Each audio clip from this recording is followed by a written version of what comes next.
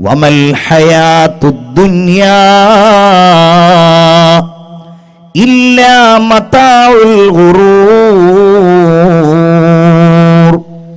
ഐഹിക ലോകത്തെ സുഖഭോഗങ്ങൾ അത് വഞ്ചനയല്ലാതെയല്ല എന്ന് പറഞ്ഞിട്ടാണ് നമ്മോട് ആഹ്വാനം ചെയ്യുന്നത്. മനുഷ്യരെ, നിങ്ങൾ അധ്വാനിക്കേണ്ടത് ദുനിയാവിന് വേണ്ടിയല്ല. നിങ്ങൾ വേഗത്തിൽ ധൃതി കാണിച്ചു പോകേണ്ടത് വസാരിഊ ഇലാ മഗ്ഫിറത്തിൻ മിർ റബ്ബികും വജന്ന. നിങ്ങൾ ധൃതി കാണിക്കേണ്ടത് അല്ലാഹു തമ്പുരാൻ നൽകുന്ന പാപമോചനത്തിലേക്കാണ്. നിങ്ങൾ ധൃതി കാണിക്കേണ്ടത് സ്വർഗലോകത്തേക്കാണ്. ഇന്ന പ്രവർത്തനം നിങ്ങൾ ചെയ്താൽ അല്ലാഹു നിങ്ങളുടെ പാപങ്ങൾ പുറത്തു തരുമെന്ന് നിങ്ങൾ അറിഞ്ഞിട്ടുണ്ടെങ്കിൽ, ഇന്ന അമലുകൾ നിങ്ങൾ ചെയ്താൽ അല്ലാഹു നിങ്ങൾക്ക് സ്വർഗം തരുമെന്ന വാഗ്ദാനം നിങ്ങൾ മനസ്സിലാക്കിയിട്ടുണ്ടെങ്കിൽ, ആ വാഗ്ദാനത്തിലേക്കാണ് നിങ്ങൾ ധൃതി കാണിക്കേണ്ടത്, അല്ലാതെ ഭൗതിക ലോകത്തേക്കല്ല. അത് വഞ്ചനയുടെ ലോകമാണ് എന്ന് അല്ലാഹു പറഞ്ഞു വെക്കുകയാണ്. നിങ്ങൾ ആലോചിക്കേണ്ട കാര്യം, ഭൗതിക ലോകം ഒരുപാട് ഉപമകളിലൂടെ, ഉദാഹരണങ്ങളിലൂടെ അല്ലാഹു തമ്പുരാൻ നമ്മുടെ മുമ്പിൽ ഈ നശ്വരമായ സാഹചര്യത്തെ വിശദീകരിച്ചിരിക്കുന്നു. ബിസ്മില്ലാഹിർ റഹ്മാനിർ റഹീം. വളിരിബ് ലഹും മസലൽ ഹയാത്തിദ് ദുനിയാ. നബിയേ, ഭൗതികമായ ലോകത്തിന്റെ ഈ ജീവിതത്തിന്റെ ഉപമ നിങ്ങൾ ജനങ്ങളുടെ മുമ്പിൽ ഉദാഹരിച്ചു കൊടുക്കണം. എന്താണ് ഈ ദുനിയാവിലെ ജീവിതം? എന്താണ് ഇവിടെയുള്ള സുഖങ്ങൾ? എന്താണ് ഇവിടെയുള്ള സൗകര്യങ്ങൾ? നമ്മളൊക്കെ അത് അനുഭവിക്കുന്നവരാണ്. ഈ ഇരിക്കുന്ന നമ്മൾ ഓരോരുത്തരും ഇത്രയും കാലത്ത് നമ്മുടെ ദുനിയാവിലെ ജീവിതത്തിൽ എന്തെല്ലാം സൗകര്യങ്ങളിലൂടെ മുന്നോട്ട് വന്നവരാണ്. വായു ശ്വസിച്ച്, ഭക്ഷണം കഴിച്ച്, വസ്ത്രങ്ങൾ ധരിച്ച്, ആരോഗ്യത്തോടുകൂടെ ജീവിച്ച്, ചുറ്റുപാടുകളെ തിരിച്ചറിഞ്ഞ്, നമ്മുടെ എല്ലാ അവയവങ്ങളുടെയും ആരോഗ്യം നമ്മൾ അറിഞ്ഞ് അങ്ങനെ ജീവിച്ച് നിങ്ങൾ വരുമ്പോൾ ഭൗതികമായ ലോകത്തിന്റെ ഉപമ നിങ്ങൾ മനസ്സിലാക്കണേ.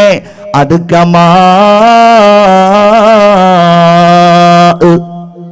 മഴവെള്ളം പോലെയാണ്. ആ മഴവെള്ളം അൻസൽനാഹു മിനസ്സമാ, ആകാശലോകത്ത് നിന്ന് ആ മഴവെള്ളം നാം വർഷിപ്പിച്ചിട്ടുണ്ട്. അങ്ങനെ ആ മഴ ഭൂമിയിൽ പെയ്തപ്പോൾ ഭൂമി ആ വെള്ളത്തെ സ്വീകരിക്കുകയും അതിലൂടെ ഒരുപാട് സസ്യലതാദികൾ ദുനിയാവിൽ ഉണ്ടാവുകയും ചെയ്തു, ഈ ഭൂമിയിൽ ഉണ്ടാവുകയും ചെയ്തു. ഫഖ്തലത ബിഹി നബാതുൽ അർള്, ഈ ഭൂമിയിലുള്ള സസ്യങ്ങളെല്ലാം ഇടതൂർന്ന് വളരുകയാണ്. പച്ച പിടിച്ച നെൽപ്പാടം നമ്മൾ കാണാറില്ലേ? ഹരിതാപമായ വയലുകൾ നമ്മൾ കാണാറില്ലേ? അത് കാണുമ്പോൾ എന്തൊരു ചന്തമാണ്. ആ നെൽക്കതിരുകൾ കാണുമ്പോൾ എന്തൊരു ഭംഗിയാണ്. അതിന്റെ നിറം എത്രമേൽ നയന മനോഹരമാണ്. നമ്മളത് ആസ്വദിക്കാറുണ്ടല്ലോ. അതിങ്ങനെ കാണുമ്പോ ഒരു ചെറിയ വളവ് പോലുമില്ലാതെ, ഒരു ചെറിയ അനാരോഗ്യം പോലുമില്ലാതെ ഊർജ്ജസ്വലതയോടുകൂടെ നിൽക്കുന്ന ആ നെൽക്കതിരുകൾ ഈ വെള്ളം കൊണ്ട് അല്ലാഹു തമ്പുരാൻ സൃഷ്ടിച്ച മനോഹാരിതയാണ്. ഈ മഴവെള്ളം കൊണ്ട് അല്ലാഹു തമ്പുരാൻ ഒരുക്കിയ ഭൗതിക ലോകത്തെ ഏറ്റവും വലിയ കാഴ്ചയാണ്. എന്നാൽ ഏതാനും ദിവസങ്ങൾ കഴിഞ്ഞാൽ ഒന്നുകിൽ അത് കൊയ്തെടുക്കുകയോ അതല്ലെങ്കിൽ നന്നായി വെയിലുണ്ടാവുകയോ, ആ വെയിലിൽ അതെല്ലാം കരിഞ്ഞുണങ്ങുകയോ ചെയ്താൽ ഈ നെൽവയലിന്റെ കാഴ്ച നിങ്ങൾ കാണാറില്ലേ? ഫഅസ്ബഹ ഹശീമൻ തദുറൂഹു റിയാഹ്, കാറ്റുകളിൽ പാറിപ്പറക്കുന്ന കച്ചിത്തുരുമ്പുകളായി നിങ്ങൾക്ക് ആ നെൽവയലുകളെ കാണാൻ കഴിയും, നിങ്ങൾക്ക് ആ സസ്യലതാദികളെ കാണാൻ കഴിയും, നിങ്ങൾക്ക് ആ ഗോതമ്പിന്റെ പാടങ്ങളെ കാണാൻ കഴിയും. എന്നതുപോലെയാണ് ആ ഹരിതാപമായ വയലുകളിൽ ആരോഗ്യത്തോടെ നിൽക്കുന്ന നെൽക്കതിരുകൾ പോലെ നിങ്ങൾക്കിന്ന് ആരോഗ്യമുണ്ട്, നിങ്ങൾക്കിന്ന് സൗകര്യങ്ങളുണ്ട്, നിങ്ങൾക്കിന്ന് സമ്പന്നതയുണ്ട്, നിങ്ങൾക്കിന്ന് എല്ലാം മനസ്സിലാക്കുവാനുള്ള ബുദ്ധിയും തന്റെ ഇടവുമുണ്ട്. ഒരാളെയും ആശ്രയിക്കാതെ കഴിയുവാനുള്ള മനഃശക്തിയും നിങ്ങൾക്കുണ്ട്. പക്ഷേ ഇത് ദുനിയാവാ, ഏതാനും ദിവസങ്ങൾ കഴിഞ്ഞിട്ട് ആ സസ്യങ്ങളും വൃക്ഷങ്ങളുമെല്ലാം പാറിപ്പോകുന്നത് പോലെ, നശിച്ചു പോകുന്നത് പോലെ നിങ്ങളുടെ ആരോഗ്യം ക്ഷയിക്കുവാനുള്ളതാണ്, നിങ്ങളുടെ സമ്പത്ത് നശിക്കുവാനുള്ളതാണ്, നിങ്ങളുടെ ഈ ആയുഷ്കാലം തീർന്നു പോകാനുള്ളതാണ്. അല്ലാഹു തമ്പുരാൻ ഓർമ്മപ്പെടുത്തുകയാണ്, വകാനല്ലാഹു അലാ കുല്ലി ഷൈഇൻ മുഖ്തദിറാ. എല്ലാ സംഗതികളുടെയും മേലിൽ കൃത്യമായ തീരുമാനമെടുക്കാൻ കഴിയുന്നവൻ അല്ലാഹു തമ്പുരാനാണ്. ഈ കാര്യം പറഞ്ഞിട്ടാണ് സൂറത്തുൽ കഹ്ഫിൽ അല്ലാഹു എന്റെയും നിങ്ങളുടെയും ഖൽബിലേക്ക് ഏറ്റവും ശക്തമായ നമ്മുടെ ജീവിതത്തിന്റെ ഒരു ചിന്തയെ ഉണർത്തിയിട്ട് തരുന്നത്. അൽ മാലു വൽ ബനൂൻ സീനത്തുൽ ഹയാത്തിദ് ദുനിയാ والباقيات الصالحات خير عند ربك ثوابا وخير أملا. സമ്പത്തും സന്താനങ്ങളും അത് ഭൗതിക ലോകത്തിന്റെ അലങ്കാരങ്ങൾ മാത്രമാണ്. നിങ്ങൾ ആ അലങ്കാരങ്ങളെ താല്പര്യത്തോടെ കാണരുത്. അത് അത്യാവശ്യത്തിന് മാത്രം നിങ്ങൾ ഉണ്ടാക്കിയാൽ മതി. അലങ്കാരം എന്നത് നിലനിൽപ്പിന് ആവശ്യമില്ലാത്ത ഒരു സംഗതിയാണ്. അതുണ്ടെങ്കിൽ അതിലേക്ക് നോക്കും, അത് കാണും, അതിനെ ഇഷ്ടപ്പെടും. ഭൗതിക ലോകത്തിന്റെ ഈ അലങ്കാരങ്ങൾ നിങ്ങൾ ആസ്വദിക്കരുത്. ആ ഭൗതിക ലോകത്തെ ഈ സംഗതികളിൽ നിന്ന് വൽ ബാഖിയാത്തുസ് സ്വാലിഹാത്ത്, ഏറ്റവും ഉത്തമമായ അവശേഷിപ്പുകളാണ് നിങ്ങളുടെ സമ്പാദ്യങ്ങളിൽ നിന്ന്, നിങ്ങളുടെ സന്താനങ്ങളിൽ നിന്ന് ഏറ്റവും ഉത്തമമായ അവശേഷിപ്പുകളാണ്. നിങ്ങൾക്ക് സമ്പാദ്യമുണ്ടായി, പള്ളിക്ക് വേണ്ടി നിങ്ങൾ ആ സമ്പാദ്യങ്ങളിൽ നിന്ന് കൊടുത്തത് നിങ്ങൾക്ക് തിരിച്ചു കിട്ടുമെന്ന് നിങ്ങൾക്ക് പ്രതീക്ഷയുണ്ടല്ലോ. നിങ്ങൾക്ക് അല്ലാഹു അതിന് പരലോകത്ത് തരുമെന്ന് പ്രതീക്ഷയുണ്ടല്ലോ. നിങ്ങളുടെ എത്രയോ സമ്പത്തിന്റെ ഭാഗങ്ങൾ നിങ്ങൾ പല കാര്യങ്ങൾക്കും വേണ്ടി ചെലവഴിച്ചിട്ടുണ്ട് എങ്കിൽ, നിങ്ങൾ മദ്രസക്ക് വേണ്ടി കൊടുത്തത്, നിങ്ങളുടെ സന്താനങ്ങളെ നിങ്ങൾ ഖുർആൻ പഠിപ്പിച്ചത്, നിങ്ങളുടെ സന്താനങ്ങളെ നിങ്ങൾ ദീനുള്ളവരാക്കിയത്. ഞാൻ പറയട്ടെ, മജ്ലിസിനോട് ചെല്ലാൻ ഈ ഇരിക്കുന്ന സദസ്സിലേക്ക് നമ്മളൊക്കെ എത്തിച്ചേർന്നത് നമ്മുടെ മാതാപിതാക്കളുടെ വൽ ബാഖിയാത്തുസ് സ്വാലിഹാത്ത് ഖൈറുൻ ഇൻദ റബ്ബിക സവാബൻ വഖൈറുൻ അമലാ. പ്രതീക്ഷയാലും പ്രതിഫലത്താലും റഹ്മാനായ റബ്ബിന്റെ അടുക്കൽ ഏറ്റവും ഉത്തമമായത് ഏറ്റവും നല്ല അവശേഷിപ്പുകൾക്കാണ് എന്ന് പരിശുദ്ധ ഖുർആൻ നമ്മോട് പറയുകയാണ്. ഐഹികമായ ലോകത്ത് നിന്ന് നമ്മൾ കരഗതമാക്കേണ്ടത് ആ ബാഖിയാത്തുസ് സ്വാലിഹാത്ത് മാത്രമാണ്. ദുനിയാവിന്റെ നശ്വരമായ സാഹചര്യം, ഭൗതികമായ ലോകം ഇന്ന് നമ്മെ എല്ലാ സന്തോഷങ്ങളുടെയും പ്രലോഭനങ്ങളോടെയും പ്രചോദനങ്ങളിലൂടെയും നമ്മെ ഇങ്ങനെ അടുപ്പിച്ചുകൊണ്ടിരിക്കുകയാണ്. എല്ലാവരും 100% എന്ന് തന്നെ പറയാൻ കഴിയുന്ന സാഹചര്യം. നേരത്തെ ഇവിടെ സംസാരിച്ചതുപോലെ, നേരത്തെ ഇവിടെ അഷ്റഫ് സൂചിപ്പിച്ചതുപോലെ, അള്ളാഹുവിന് വേണ്ടി പഠിക്കുന്ന ആളുകൾ, അത് പഠിപ്പിക്കുന്ന ആളുകൾ, അത് പ്രബോധനം ചെയ്യുന്ന ആളുകൾ, അങ്ങനെയുള്ളവരിൽ വരെ ഈ ഒരു പ്രമത്തത വല്ലാതെ കുടിയേറിയ കാലത്ത് അല്ലാഹുവിന്റെ ഹബീബ് സയ്യിദുനാ വഹബീബുനാ മുഹമ്മദ് മുസ്തഫ സല്ലല്ലാഹു അലൈഹി വസല്ലമ തങ്ങൾ ചൂണ്ടിക്കാണിച്ച ഭൗതിക ലോകത്തിന്റെ നശ്വരതയെ തിരിച്ചറിയുകയല്ലാതെ നമുക്ക് യാതൊരു നിർവാഹവുമില്ല. അതെന്താണെന്നറിയോ? ഒരിക്കൽ അനുയായികളോടുകൂടെ ഹബീബായ പ്രവാചകർ ഇങ്ങനെ നടന്നു പോവുകയാണ്. നടന്നു പോകുമ്പോൾ ചത്തുപോയ ഒരു ആടിന്റെ മൃതശരീരം കണ്ടു. പ്രവാചകർ കൂടെയുള്ളവരോട് ചോദിച്ചു, അതറൗന ഹാദിഹി ശാത്ത് ഹയ്യിനതൻ അലാ അഹ്ലിഹാ, ഈ ആട് ഇതിന്റെ ഉടമസ്ഥന്മാർക്ക് നിസാരമാണ് എന്ന് നിങ്ങൾക്ക് തോന്നുന്നില്ലേ? അവര് പറഞ്ഞു, നബിയേ, മിൻ ഹവാനിഹാ അൽഖൂഹാ, നിസാരമായത് കൊണ്ടാണല്ലോ അവരാരുമില്ലാത്തടത്ത് കൊണ്ടുവന്നിട്ട് ഇതിനെ ഉപേക്ഷിച്ചിരിക്കുന്നത്. അപ്പൊ പറയാണ്, വല്ലദീ നഫ്സി ബിയദിഹി, എന്റെ ആത്മാവ് ഏതൊരു റബ്ബിന്റെ അടുക്കലാണോ ആ അല്ലാഹു തന്നെയാണ്. എന്തിനേക്കാൾ? മിൻ ഹാദിഹി ശാത്തി അലാ അഹ്ലിഹാ, ഈ ആടിനെ അതിന്റെ ഉടമസ്ഥന്മാരായിരുന്നവർക്ക് എത്ര നിസ്സാരമായിരുന്നോ അതിനേക്കാൾ നിസ്സാരമാണ് അല്ലാഹുവിന് ഈ ദുനിയാവെന്ന് മുഹമ്മദ് മുസ്തഫ സ്വല്ലല്ലാഹു അലൈഹി വസല്ലം. അതിന് ഞാൻ നിങ്ങൾക്ക് വേഗത്തിൽ മനസ്സിലാകാൻ ഒരു ഉദാഹരണം പറയാം. നിങ്ങളുടെ കൈവശമുള്ള ഏതെങ്കിലും സാധനങ്ങൾ നിങ്ങൾ നിസ്സാരമായി കാണുന്നുണ്ടോ? ഞാൻ ചോദിക്കട്ടെ, നിങ്ങളുടെ കണ്ണട നിങ്ങൾ നിസ്സാരമായി കാണുന്നുണ്ടോ?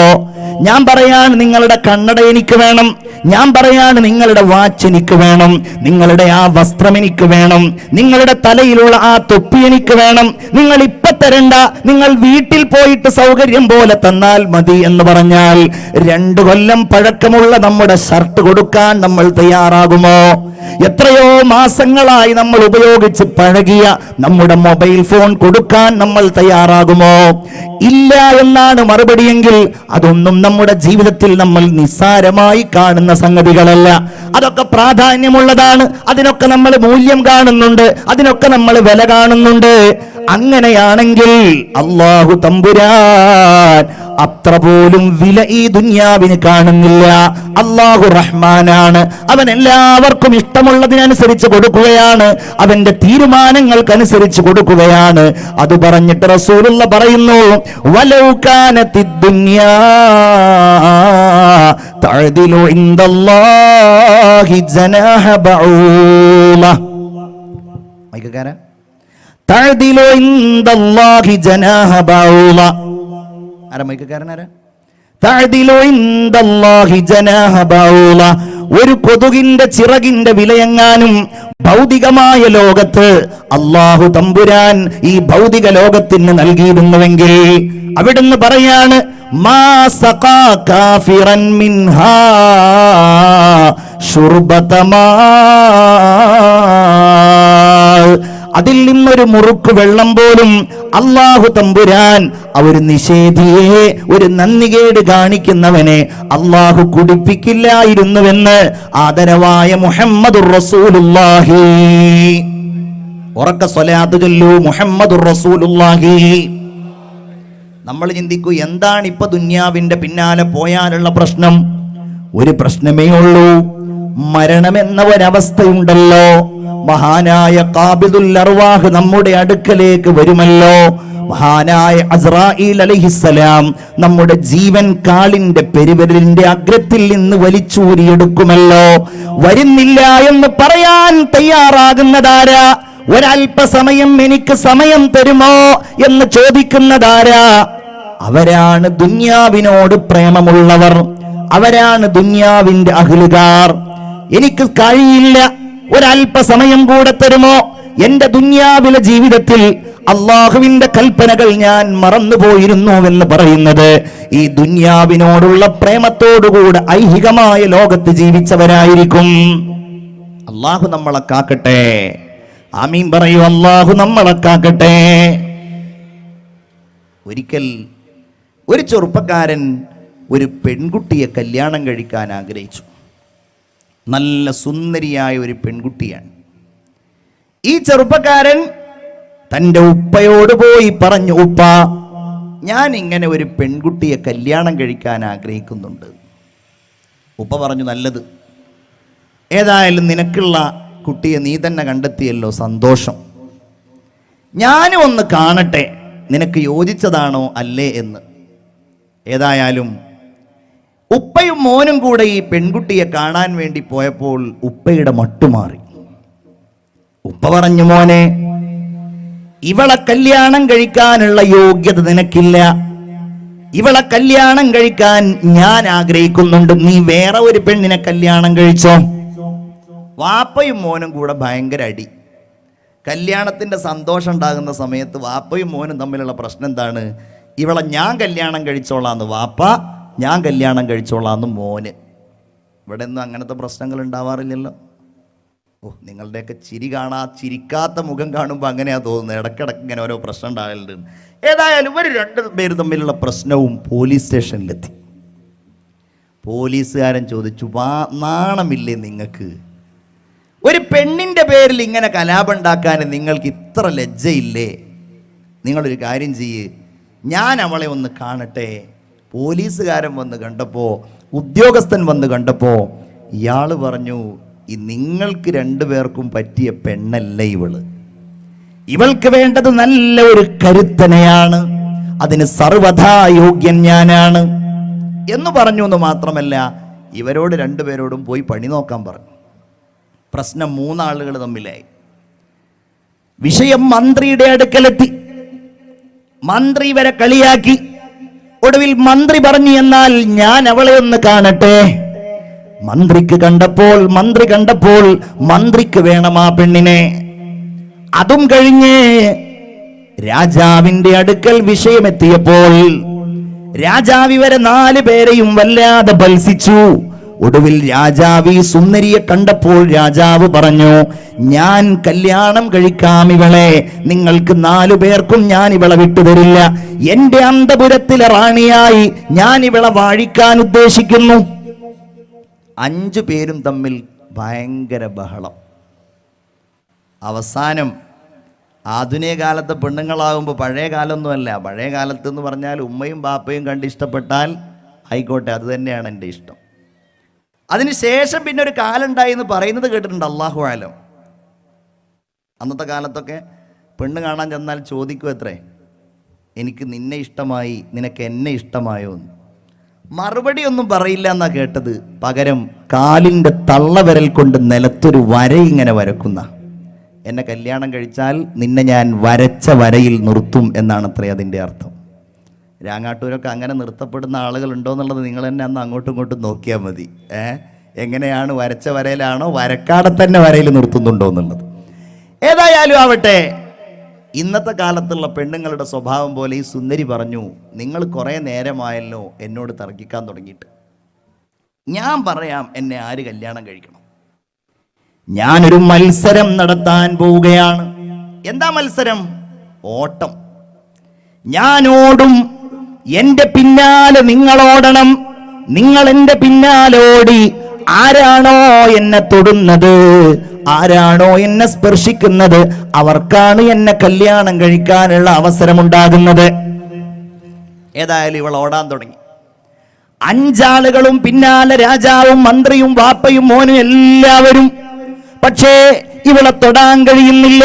പോകുന്ന വഴികളിൽ വലിയ ഗർത്തങ്ങൾ ഉണ്ടാകുന്നു, ഇരുട്ടുണ്ടാകുന്നു, വലിയ ഇടുങ്ങിയ വഴികളുണ്ടാകുന്നു, വിശാലമായ മരുഭൂമി ഉണ്ടാകുന്നു. ഓടുന്നതിനനുസരിച്ച് ഇവർ തളരുന്നു, ഇവർ ആകെ കുഴയുന്നു, പിന്നെയും എഴുന്നേറ്റോടുന്നു. ഒടുവിൽ 5 ആളുകൾക്കും ഇവളെ കിട്ടിയില്ല.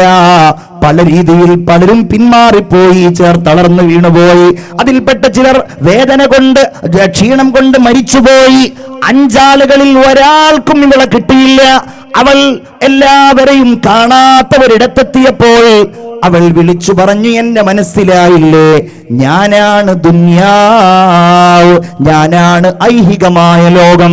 നിങ്ങൾ എല്ലാവരും എന്റെ പിന്നാലെ വരുന്നു, നിങ്ങൾ എല്ലാവരും എന്നെ പ്രാപിക്കാൻ വരുന്നു, എന്നെ ഒന്ന് സ്പർശിക്കാൻ വരുന്നു. പക്ഷേ നിങ്ങൾക്കെന്നെ കിട്ടില്ല, നിങ്ങൾക്കെന്നെ സ്പർശിക്കാൻ കഴിയില്ല, നിങ്ങൾക്കെന്നെ തൊടാൻ കഴിയില്ല. സർവശക്തനായ അല്ലാഹു തമ്പുരാൻ പരിശുദ്ധമായ ഖുർആനിലൂടെ നമ്മോട് ഓർമ്മപ്പെടുത്തിയ കാര്യം, ഫലാ തഗുർറന്നകുമുൽ ഹയാത്തുദ് ദുനിയാ, ഭൗതികമായ ലോകം ഒരിക്കലും നിങ്ങളെ വഞ്ചിക്കാതിരിക്കട്ടെ. നേരത്തെ ഇവിടെ പറഞ്ഞുവല്ലോ, ആധുനിക കാലഘട്ടത്തിൽ എനിക്കും നിങ്ങൾക്കും മാതൃകായോഗ്യരായ നേതാക്കന്മാരുള്ളത് ഇവർ തന്നെയാണ്. ഐഹികമായ ലോകത്തോടുള്ള താല്പര്യം തൊട്ടുതീണ്ടാത്ത എത്രയോ മഹാരഥന്മാരായ മുൻഗാമികൾ. അവരെ നമ്മൾ പഠിക്കുമ്പോ എന്താണ് അള്ളാഹു ദുനിയാവിന് വില കൽപ്പിക്കാത്ത സാഹചര്യം ഉണ്ടാക്കിയത്, അതവർക്ക് ഉൾക്കൊണ്ടിരുന്നു. എന്താണ് പ്രവാചകർ ദുനിയാവിനോടുള്ള സമീപനം കാണിച്ചത്, അതവർ സ്വീകരിച്ചിരുന്നു. അവർ ഐഹികമായ ലോകത്തിലെ ആഡംബരങ്ങൾക്ക് പിന്നാലെ പോയില്ല. നിങ്ങളുടെ തൊട്ടടുക്കലാണല്ലോ ബഹുമാനപ്പെട്ട കോയക്കുട്ടി ഉസ്താദ്. അള്ളാഹു അവിടുത്തെ ഖബർ വിശാലമാക്കി കൊടുക്കട്ടെ. ആമീൻ പറയൂ, അള്ളാഹു വിശാലമാക്കി കൊടുക്കട്ടെ.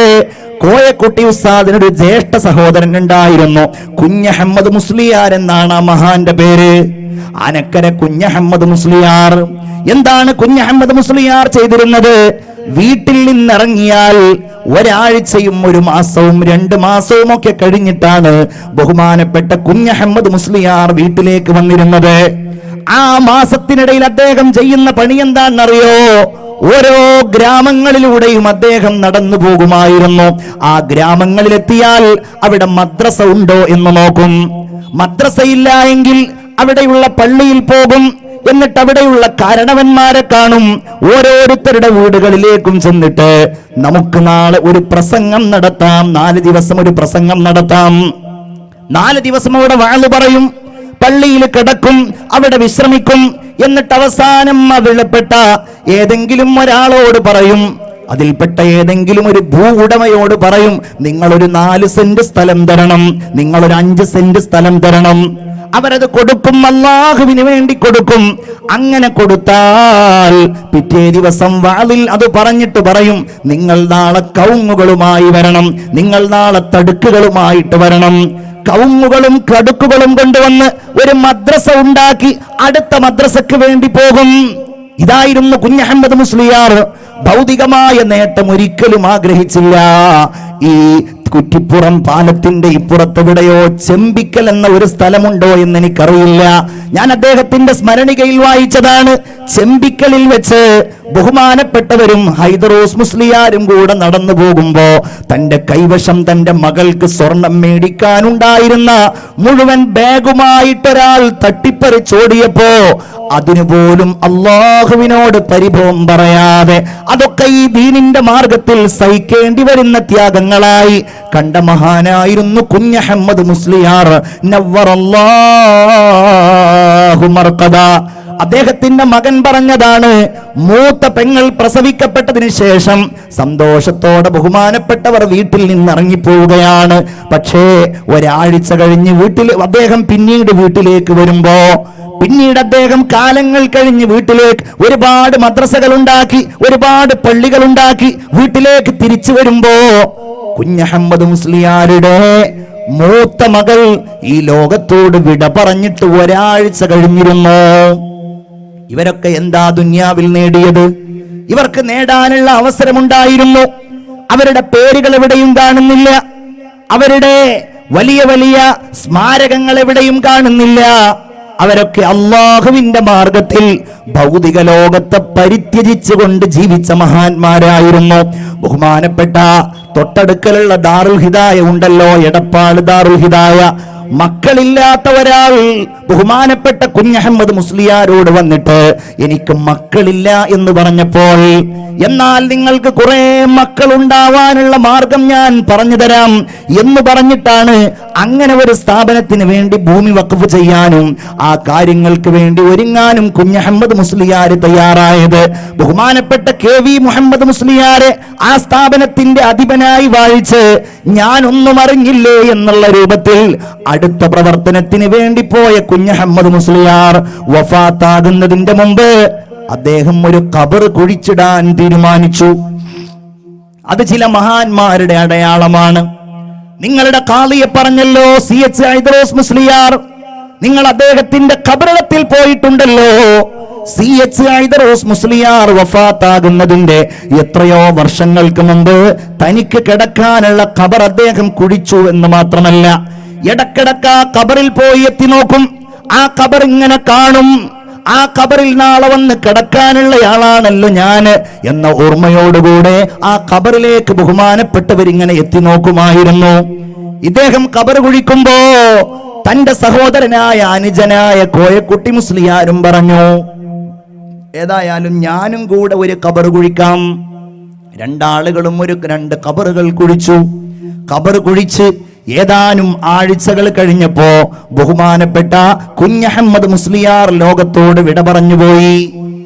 20 വർഷം കഴിഞ്ഞിട്ടാണ് കോയക്കുട്ടി ഉസ്താദ് വിട പറയുന്നത്. നിങ്ങൾ കാണാത്തവരല്ലല്ലോ ഈ സദസ്സിലേക്ക്, ഈ വേദിയിലേക്ക് കോയക്കുട്ടി ഉസ്താദ് കടന്നു വന്നിട്ടുണ്ടെങ്കിൽ അദ്ദേഹത്തിന്റെ അത്ര ലളിതമായ വസ്ത്രം മറ്റൊരാൾക്കുണ്ടാവില്ല. 20 വർഷക്കാലം ആ ഖബറിന്റെ മുമ്പിലൂടെ പോവുകയും ആ ഖബറിന്റെ മുമ്പിലൂടെ വീട്ടിലേക്ക് തിരിച്ചു വരികയും ചെയ്യുന്ന ഒരാൾക്ക് എങ്ങനെയാണ് ദുനിയാവിനോട് പ്രേമമുണ്ടാകാൻ കഴിയുന്നത്? എങ്ങനെയാണ് സുന്ദരമായിട്ടുറങ്ങാൻ കഴിയുന്നത്? എങ്ങനെയാണ് പണമുണ്ടാക്കാൻ കഴിയുന്നത്? ഇന്ന് നമ്മൾ കള്ളക്കച്ചവടം നടത്തുന്നു, ഇന്ന് നമ്മൾ വഞ്ചിക്കുന്നു ആളുകളെ, കള്ളം പറഞ്ഞ് പണമുണ്ടാക്കുന്നു. പണമുണ്ടാക്കാനും ദുന്യാവുണ്ടാക്കാനും ഏത് ഹീനമായ മാർഗവും സ്വീകരിക്കുമ്പോൾ അള്ളാഹുവിന്റെ വിചാരണകൾ, അള്ളാഹു തമ്പുരാന്റെ ഓർമ്മപ്പെടുത്തലുകൾ നമ്മുടെ ചുറ്റുമുമ്പിലായിട്ടുണ്ട് എന്ന കാര്യം നമ്മൾ വിസ്മരിക്കുവാൻ പാടില്ല. ചിന്തിച്ചു നോക്കണം നമ്മൾ. എന്തുകൊണ്ടാണ് പലിശയോട് നമുക്ക് യാതൊരു ലജ്ജയുമില്ലാത്ത രീതിയിൽ അടുപ്പമുണ്ടാകുന്നത്? നമ്മുടെ വാഹനങ്ങൾ, നമ്മൾ ഏർപ്പെടുന്ന സൗകര്യങ്ങൾ, എന്തിനേറെ പറയണം, 50,000 രൂപ കൊടുത്താൽ കിട്ടുന്ന ബൈക്ക് പോലും, അല്ലെങ്കിൽ 50,000 വാങ്ങേണ്ടതില്ലല്ലോ, 20,000 വാങ്ങിയാൽ മതിയല്ലോ. പലിശ നിസ്സാരമായി കാണുന്ന ഒരു സാഹചര്യം. ചില ആളുകൾ പലിശയിൽ അങ്ങനെ ജീവിച്ചു പോവുകയാണ്. ഈ അടുത്ത് ഞാനൊരു സ്ത്രീയുടെ സംസാരം കേൾക്കേണ്ട ഒരു സാഹചര്യം വന്നപ്പോൾ അവരുടെ ജീവിതത്തിൽ അവർ ഒരു 10-20 കൊല്ലമായി സദാ ദിവസവും പലിശയുമായി ഇടപെടുകയാണ്. ആ പലിശ ഇങ്ങനെ കൂടിയിട്ട് ഒരിക്കലും താങ്ങാനാവാത്ത വലിയ ഒരു പലിശയുടെ മുകളിലാണ് അവർ നിൽക്കുന്നത്. എല്ലായിടത്തും പലിശ. ഹോസ്പിറ്റലിൽ പോകണോ, പലിശക്ക് വാങ്ങുന്നു. കല്യാണത്തിന് പോകണോ, പലിശക്ക് വാങ്ങുന്നു. പെരുന്നാളിന് വസ്ത്രം വാങ്ങണോ, പലിശക്ക് വാങ്ങുന്നു. തന്റെ ഭർത്താവ് ഗൾഫിലാണ്, പക്ഷെ ഇത് ഇങ്ങനെ വാങ്ങി തുടങ്ങിയത് മുതൽ പിന്നെ അതൊരിക്കലും അവസാനിപ്പിക്കാൻ കഴിയുന്നില്ല. വാങ്ങുക മാത്രമല്ല, പലിശ കൊടുക്കുകയും ചെയ്യുന്നു. ആ രീതിയിൽ ഇടപെടുന്നു. നിസ്സാരമായിട്ട് അത്തരം കാര്യങ്ങളെ കാണുന്നു. ഞാൻ പറയട്ടെ, ഐഹികമായ ലോകത്തിന്റെ നശ്വരത തിരിച്ചറിയുന്ന ആളുകൾ ഈ ദുനിയാവിൽ നിന്ന് വിട പറയേണ്ടവരാണ്. ഐഹികമായ ലോകം നശിക്കുന്നതാണ് എന്ന് ചിന്തിക്കുന്ന ആളുകൾ എങ്ങനെയാണ് എൻ്റെ പ്രിയപ്പെട്ടവരെ ഇങ്ങനെയുള്ള പലിശയിൽ അധിഷ്ഠിതമായ ജീവിതം നയിക്കുക? എങ്ങനെയാണ് ആളുകളെ വഞ്ചിച്ചവർ പൈസ ഉണ്ടാക്കുക? എങ്ങനെയാണ് ഭൗതികമായ ലോകത്തോടവർക്ക് താല്പര്യമുണ്ടാവുക? ബഹുമാനപ്പെട്ട അത്തിപ്പറ്റ ഉസ്താദ് ഏറ്റവും വലിയ ഉദാഹരണമാണ്. അള്ളാഹു ബഹുമാനപ്പെട്ടവരുടെ ഖബർ വിശാലമാക്കി കൊടുക്കട്ടെ. എല്ലാവരും ആമീൻ പറയും. അള്ളാഹു വിശാലമാക്കി കൊടുക്കട്ടെ. ഞാൻ ഇവരെയൊക്കെ പറയുന്നത് നമുക്ക് അപരിചിതരല്ല എന്നുള്ളത് കൊണ്ടാണ്. അത്തിപ്പറ്റ ഉസ്താദിന്റെ കൂടെ ഒരു പരിപാടിയിൽ പങ്കെടുത്തപ്പോ എൻ്റെ കയ്യിൽ ഉസ്താദ് അവറുകൾ ഒരു കവറിൽ കുറച്ച് പൈസ തന്നു. എൻ്റെ ചെവിയിൽ പറഞ്ഞു, ബക്കറ്റ് വരുമ്പോൾ ആ ബക്കറ്റിൽ ഇതിടണം. ഉസ്താദിന്റെ ദുആ കഴിഞ്ഞിട്ട് ഉസ്താദ് പോവുകയാണ്. ബക്കറ്റിലിടാൻ വേണ്ടി തന്നത് ഏറ്റവും ചുരുങ്ങിയത് ഒരു 2500 രൂപയെങ്കിലും ഉണ്ടാകും. ഒരു കാര്യം ഉറപ്പാണ്, 10 രൂപ തന്നെ ബക്കറ്റിലിടുന്നത് വലിയ സംഖ്യയായി കാണുന്ന നമുക്കിടയിൽ അത്തിപ്പറ്റ ഉസ്താദ് ഇട്ടയത്ര ഒരിക്കലും ആ ബക്കറ്റിൽ പൈസ ഇട്ടിട്ടുണ്ടാവില്ല എന്നുള്ള കാര്യം എനിക്ക് തോന്നിപ്പോയി. ഉസ്താദ് രോഗിയായി കിടക്കുമ്പോ കാണാൻ വേണ്ടി ചെന്ന ഒരു സഹോദരൻ പറയുകയാണ്, ഉസ്താദിന്റെ മുമ്പിൽ ഇങ്ങനെ ഇരിക്കുകയാണ്. പല ആളുകളും വരുന്നു പോകുന്നു, കാണുന്നു പോകുന്നു. അതിനിടയിൽ ഒരു ധനാഢ്യനായ സഹോദരൻ വന്ന് ഉസ്താദിന്റെ കയ്യിൽ ഒരു നോട്ട് കെട്ടുകൊടുത്തു. ഇയാള് പറയണ ഒരു 50,000 രൂപയെങ്കിലും ഉണ്ടാകും. നല്ല ഒരു നോട്ട് കെട്ട്. ഉസ്താദ് അത് വാങ്ങിയിട്ട് അത് തന്റെ തലയിണയുടെ അടിയിൽ വെച്ചു. ഇയാൾ ഇങ്ങനെ കരുതാണ്, പടച്ചോനെ ഉസ്താദിന് എന്തിനാണ് ഇത്രയധികം പൈസ? ഇങ്ങനെ ആരൊക്കെയാണോ ഉസ്താദിന് കൊണ്ടുപോയി കൊടുക്കുന്നത്? അങ്ങനെ ഇയാൾ ഇരുന്നിട്ട് ഇങ്ങനെ പല കാര്യങ്ങളും പറയാണ്. ഉസ്താദുമായിട്ട് അടുപ്പമുള്ളയാളാണല്ലോ.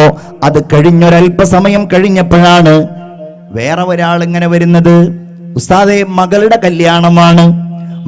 കല്യാണമാണ്, കയ്യിലൊന്നുമില്ല എന്ന് പറഞ്ഞ് ഉസ്താദിനോട് ദുആ ചെയ്യാൻ പറയുമ്പോ ഉസ്താദ് അവറുകൾ ആ തലയിണയുടെ അടിയിൽ നിന്ന് ആ നോട്ടുകെട്ടിൽ എത്രയാണുള്ളത് എന്ന് പോലും നോക്കാതെ ബഹുമാനപ്പെട്ടവര് ആ സഹോദരന്റെ കയ്യിലേക്ക് വെച്ചു കൊടുക്കുമ്പോ ഐഹികമായ ലോകത്തോട് താല്പര്യമില്ലാത്ത ജീവിതങ്ങൾ നമ്മുടെ കൺമുമ്പിൽ തന്നെ ഉണ്ട് എന്ന കാര്യം നമുക്ക് ബോധ്യപ്പെടുകയാണ്. ഹബീബായ സയ്യിദുനാ മുഹമ്മദ് മുസ്തഫ സല്ലല്ലാഹു അലൈഹി വസല്ലമ തങ്ങൾ പറയുകയാണ്, മൻ അഹബ്ബ ദുനിയാ, ഒരാൾ ദുനിയാവിനെ ഇഷ്ടപ്പെട്ടാൽ, എന്ന് പറയുമ്പോൾ നമ്മൾ ഒരിക്കലും ചിന്തിക്കരുത് ദുന്യാവുമായിട്ട് ഒരു ബന്ധവും വേണ്ട, ദുന്യാവിനോട് ഒരു താല്പര്യവും വേണ്ട. അങ്ങനെയല്ല. അള്ളാഹുവിന്റെ ഹബീബ് സയ്യിദുനാ മുഹമ്മദ് മുസ്തഫ സല്ലല്ലാഹു അലൈഹി ദുആയാണ്, റബ്ബനാ ആതിനാ ഫിദ്ദുനിയാ ഹസന. അതാണ് നമ്മുടെ ലക്ഷ്യം. നമ്മുടെ പ്രാർത്ഥനകൾ അങ്ങനെയാവണം. റബ്ബനാ, ഞങ്ങളുടെ റബ്ബേ, ആതിനാ ഫിദ്ദുനിയാ ഹസന, ഭൗതികമായ ലോകത്ത് നീ ഞങ്ങൾക്ക് നല്ലത് നൽകണമേ. അപ്പൊ നമ്മളൊക്കെ ദുന്യാവിൽ ജീവിക്കുമ്പോൾ ദുന്യാവിൽ നമുക്ക് കിട്ടുന്നതൊക്കെ ഹസന, നല്ലതു മാത്രം. നല്ല ഭാര്യ, നല്ല മക്കൾ, നല്ല വീട്, നല്ല കുടുംബം, ഹലാലായ സമ്പാദ്യം, എല്ലാം നല്ലതു മാത്രം. റസൂലുള്ളാഹി സ്വല്ലല്ലാഹു അലൈഹി വസല്ലമ തങ്ങളുടെ ഒരു ദുആ ഇങ്ങനെയായിരുന്നു, അല്ലാഹുമ്മ ലാ തജ്അലിദ് ദുനിയാ അക്ബറ ഹമ്മിനാ വലാ മബ്ലഗ ഇൽമിനാ. അല്ലാഹുമ്മ, അല്ലാഹുവേ, ലാ തജ്അലിദ് ദുനിയാ, ഭൗതികമായ ലോകത്ത് നീ ആക്കല്ലേ, അക്ബറ ഹമ്മിനാ, ഞങ്ങളുടെ ഏറ്റവും വലിയ വിഷമമാക്കല്ലേ. അള്ളാഹിനോട് ദ്വാരക്കുമായിരുന്നു റസൂലുള്ളാഹി സ്വല്ലല്ലാഹു അലൈഹി വസല്ലം. ലാ തജ്അലിദ് ദുനിയാ അക്ബറ ഹമ്മിനാ, ദുനിയാവിനെ ഒരിക്കലും ഞങ്ങളുടെ വലിയ വിഷമമാക്കല്ലേ അല്ലാ.